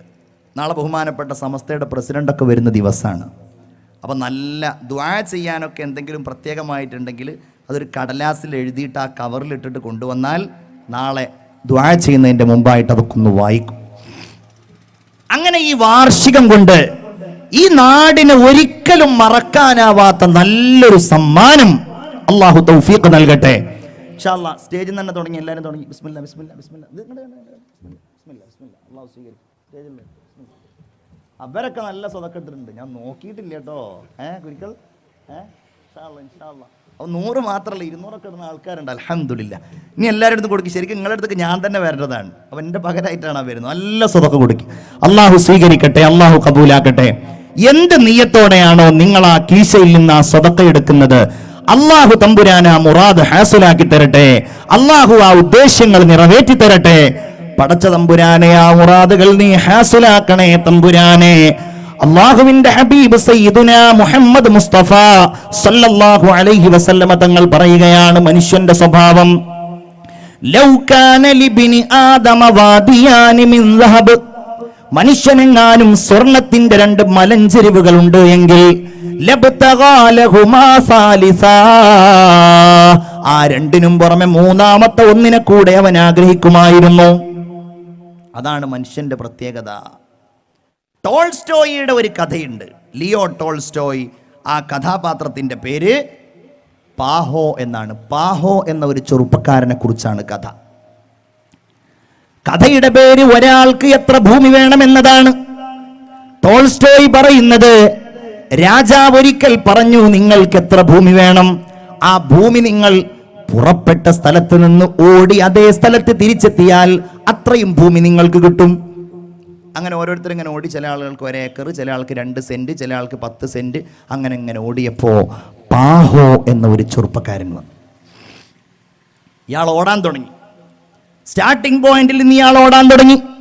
ഇയാൾക്ക് ഭൂമി അളക്കാൻ പോവുകയാണ്. ഓടിയിട്ട് അയാൾ ഇങ്ങനെ 1 കിലോമീറ്റർ കഴിഞ്ഞു, 2 കിലോമീറ്റർ കഴിഞ്ഞു, അവിടുന്ന് തിരിഞ്ഞു വരണം. അപ്പോഴയാൾ ചിന്തിക്കുകയാണ്, ഞാൻ തിരിഞ്ഞാൽ എനിക്ക് കുറച്ചല്ലേ ഭൂമി കിട്ടുകയുള്ളൂ. അങ്ങനെ പോയി അയാൾ ഇങ്ങനെ ഓടി അയാൾക്ക് അവസാനിപ്പിക്കാൻ കഴിയുന്നില്ല. ദാഹിച്ച് തൊണ്ട വരളുമ്പോഴും അയാൾ അത് അവസാനിപ്പിക്കുന്നില്ല. ഒടുവിൽ അയാൾ നിലത്തേക്ക് വീണുപോയി. വീണിടത്ത് കിടന്നയാൾ മരിച്ചുപോയി. രാജാവ് അന്വേഷിച്ചു, എവിടെയാണ് പാഹോ, അയാൾക്ക് എത്ര ഭൂമിയാണ് കിട്ടിയത് എന്ന് ചോദിച്ചപ്പോ ഉദ്യോഗസ്ഥന്മാര് പറഞ്ഞു, അയാൾക്ക് 6 അടി മണ്ണ് മാത്രമാണ് അതേ കിട്ടാനുള്ളൂ. ഏതൊരാൾക്കും അതേ കിട്ടാനുള്ളൂ ഈ ദുനിയാവിൽ നിന്ന്, അതുമാത്രമേ കിട്ടാനുള്ളൂ. മുഹമ്മദുർ റസൂൽ സ്വല്ലല്ലാഹു അലൈഹി വസല്ലം പറയുകയാണ്, ലാ യംലഉ ജൗഫ ബിനി ആദമ ഇല്ല തുറാബ്. മണ്ണല്ലാതെ മനുഷ്യന്റെ അകത്ത് ഒന്നും നിറക്കുകയില്ലെന്ന് ആദരവായ നബിയുന വസയ്യിദുനാ മുഹമ്മദ് മുസ്തഫ സ്വല്ലല്ലാഹു അലൈഹി വസല്ലം. സൂറത്തുൽ കഹ്ഫിൽ അല്ലാഹു തആല ഒരു കഥ പറയുന്നുണ്ട്. ബിസ്മില്ലാഹിർ റഹ്മാനിർ റഹീം. ഇത് കുറച്ച് കൂടുതലുണ്ട്, ഞാൻ ചുരുക്കി പറയുകയാണ്. വളിരിബ് ലഹും മസലർ റജുലൈൻ. 2 ആളുകളുടെ കഥ നിങ്ങൾക്ക് ജനങ്ങൾക്ക് ഉപമ പറഞ്ഞു കൊടുക്കണേ. 2 ആളുകളുടെ കഥ നബിയെ നിങ്ങൾ അവർക്ക് പറഞ്ഞു കൊടുക്കണേ. ജഅൽനാ ലിഅഹദിഹിമാ ജന്നതൈനി മിൻ അഅനാബ്. അതിൽപ്പെട്ട ഒന്നാമത്തെയാൾക്ക് മുന്തിരിയുടെ 2 തോട്ടങ്ങൾ നാം നൽകുകയുണ്ടായി. വഹഫഫ്നാഹുമാ ബിനഖ്ലിൻ വജഅൽനാ ബൈനഹുമാ സർആ. ഈത്തപ്പനകൾ കൊണ്ട് ആ മുന്തിരിത്തോട്ടങ്ങൾ നാം വലയം ചെയ്യുകയും അതിന്റെ ഇടയിലൂടെ മറ്റ് കൃഷികളെ നാം നൽകുകയും ചെയ്തു. 2 തോട്ടങ്ങളും നല്ല തോട്ടങ്ങളാണ്, ലാഭകരമായ തോട്ടങ്ങളാണ്, ഇഷ്ടംപോലെ പഴങ്ങളാണ്. കിൽതൽ ജന്നതൈനി ആതത് ഉക്ലഹാ. 2 തോട്ടങ്ങളും അതിന്റെ വിഭവങ്ങൾ അയാൾക്ക് നൽകിക്കൊണ്ടേയിരുന്നു. വലം തളിലിം മിൻഹു ശൈആ. അയാൾക്ക് യാതൊരു കുറവും ആ തോട്ടത്തിൽ നിന്നുണ്ടായിട്ടില്ല. വകാന ലഹു സമർ. അവന് മറ്റൊരുപാട് ധനവും ഉണ്ടായിരുന്നു. ഈ 2 തോട്ടങ്ങൾക്ക് പുറമെ നമ്മൾ പറയുന്ന ആ കക്ഷിക്ക് ഒരുപാട് ധനങ്ങൾ പിന്നെയും ഉണ്ടായിരുന്നു. അപ്പൊ ഇയാളുടെ നില അങ്ങ് വിട്ടു. ഇയാൾ ചിന്തിക്കണം, നമ്മൾ എൻ്റെ വീട് വലുതാണ്, എൻ്റെ വീട്ടിലെ ടോയ്ലറ്റ് വിശാലതയുള്ളതാണ്, എൻ്റെ കാറ് മനോഹരമാണ്, വേണ്ട, എൻ്റെ ജോലി സ്റ്റാറ്റസ് ഉള്ളതാണ്, വേണ്ട. അങ്ങനെ ചിന്തിക്കുന്നവർക്കാണ് ഖുർആൻ പറയുന്നത്, എൻ്റെ പ്രിയപ്പെട്ട സഹോദരിമാരെ, നിങ്ങളുടെയൊക്കെ കുടുംബാംഗങ്ങളോട്, നിങ്ങളുടെ ഭർത്താവിൻ്റെ സഹോദരിയോട്, നിങ്ങളുടെ സഹോദരന്മാരോട്, ആ സഹോദരന്മാരുടെ ഭാര്യമാരോട്, ഇങ്ങനെ നമ്മളുടെ ചുറ്റുപാടുകളിലുള്ളവരോട്, അല്ലാതെ നമ്മളാരും മൈക്ക് കെട്ടിയിട്ട് ഞാൻ വലിയ ആളാന്ന് പറയില്ലല്ലോ. അങ്ങനെയുള്ള ചെറിയ സംസാരം വലിയ അപകടമാണ്. കാരണം ഇവിടെ 2 ആളുകളെ സംസാരിച്ചിട്ടുള്ളൂ. നോക്കൂ നിങ്ങൾ, വഹുവ യുഹാവിറു. ആ ഒന്നാമത്തെയാൾ രണ്ടാമത്തെയാളോട് സംസാരിക്കുകയാണ്. തോട്ടമുള്ളയാൾ മറ്റേയാളോട് സംസാരിക്കുകയാണ്, ഞാൻ ആരാണ്? അന അക്സറു മിൻക മാലൻ വ അഅസ്സു നഫറാ. ഞാൻ നിന്നെക്കാൾ പണം കൂടിയവനും നിന്നെക്കാൾ സൗകര്യങ്ങൾ വർദ്ധിച്ചയാളുമാണ്. എനിക്ക് നിന്നെക്കാളും സൗകര്യങ്ങളുണ്ട്, നിന്നെക്കാളും സ്വത്തും പണവും ഒക്കെ എനിക്കുണ്ട്. അങ്ങനെ വദഖല ജന്നത വഹുവ ളാലിമുൻ ലിനഫ്സി. ഇവൻ ഏറ്റവും വലിയ അഹങ്കാരിയായി തന്റെ തോട്ടത്തിലേക്ക് പ്രവേശിച്ചപ്പോൾ ഇവൻ കരുതുന്നത് എന്താണെന്നറിയോ? ഖാലമാ അളുന്നു അൻ തബീദ ഹാദിഹി അബദാ. ഇതൊരിക്കലും നശിച്ചു പോകുമെന്ന് ഞാൻ വിചാരിക്കുന്നില്ല. വമാ അളുന്നു സ്സാഅത ഖായിമ. ഖിയാമത്ത് നാൾ ഉണ്ടാവുകയില്ല. വലഇനി റുദിത്തു ഇലാ റബ്ബി. ഇനി ഞാൻ എൻ്റെ റബ്ബിന്റെ അടുക്കലേക്ക് മടക്കപ്പെട്ടാലും എൻ്റെ റബ്ബ് എനിക്ക് ദുനിയാവിൽ ഒരുപാട് തന്നുവല്ലോ, അതുപോലെ എനിക്ക് ആഖിറത്തിലും നൽകുന്നതാണ്. ഇതാണ് ചില ആളുകളുടെ മനസ്സ്. ഞാൻ ഇപ്പൊ ദുനിയാവിൽ തെറ്റൊന്നും ചെയ്യാത്തതുകൊണ്ട് എനിക്ക് ഇഷ്ടം പോലെ കിട്ടി, ഇനി അവിടെയും എനിക്ക് കിട്ടിക്കോളും. ഖാല ലഹു സാഹിബു, ഈ കൂട്ടുകാരൻ ഇയാളോട് പറയാണ്, ഒന്നാമത്തെ ആളോട് പറയാണ്, വഹുവ യുഹാവിറു, ഇയാളോട് തർക്കിച്ചു പറയാണ്, അകഫർത ബില്ലദീ ഖലഖക മിൻ തുറാബിൻ സുമ്മ സവ്വാക റജുലാ. സഹോദരാ, നിന്നെ മണ്ണിൽ നിന്ന് പടച്ച അള്ളാഹുവിനോട്, നിന്നെ ഇങ്ങനെ ഒരൊത്ത പുരുഷനായി സൃഷ്ടിച്ച അള്ളാഹുവിനോട് നീ നിഷേധം കാണിക്കുകയാണോ? വലൗലാ ഇദ് ദഖൽത ഖുൽത മാ ശാ അല്ലാഹ് ലാ ഹൗല വലാ ഖുവത ഇല്ലാ ബില്ലാഹ്. നിന്റെ തോട്ടത്തിലേക്ക് നീ കടന്നപ്പോൾ നീ പറയേണ്ടിയിരുന്നത് ലാ ഹൗല, ഒരു കഴിവുമില്ല, ഒരു ശക്തിയുമില്ല, വലാ ഖുവത, ഒരു തന്റെ ഇടവുമില്ല, ഒരു ശക്തിയുമില്ല, ഇല്ലാ ബില്ലാഹ്, അല്ലാഹുവിൻ്റെതല്ലാതെ, അല്ലാഹു നൽകിയതാണിത്, അവൻ നൽകിയ കഴിവ് കൊണ്ടുള്ളതാണിത് എന്നല്ലേ നീ പറയേണ്ടിയിരുന്നത്. ഇവൻ വീണ്ടും തർക്കിച്ചു, ഇതൊക്കെ എന്റേതാണ്. ഖാറൂൻ പറഞ്ഞതുപോലെ പറഞ്ഞു. പിറ്റേ ദിവസം നോക്കുമ്പോൾ فأصبح يقلب كفيه على ما أنفق فيها وهي خاوية على عروشها. പിറ്റേ ദിവസം അല്ലാഹു തആല ആ തോട്ടത്തെ അങ്ങ് നശിപ്പിച്ച് കളഞ്ഞതായി പരിശുദ്ധ ഖുർആനിൽ അല്ലാഹു പറയാൻ. എൻ്റെ പ്രിയപ്പെട്ടവരെ, ഇതുപോലെയാണ് ദുനിയാവിലുള്ള എല്ലാ ആഡംബരങ്ങളും. ഒന്നുകിൽ നമ്മൾ അങ്ങ് മരിച്ചു പോയേക്കാം, സ്വത്തങ്ങ് നശിച്ചു പോയേക്കാം. ഹബീബായ പ്രവാചകർ സയ്യിദുന മുഹമ്മദ് മുസ്തഫ സല്ലല്ലാഹു അലൈഹി വസല്ലമ തങ്ങൾ ഒരിക്കൽ ഓതുകയാണ്, അൽഹാകുമുത് തകാസുർ ഹത്താ സുർതുമുൽ മഖാബിർ.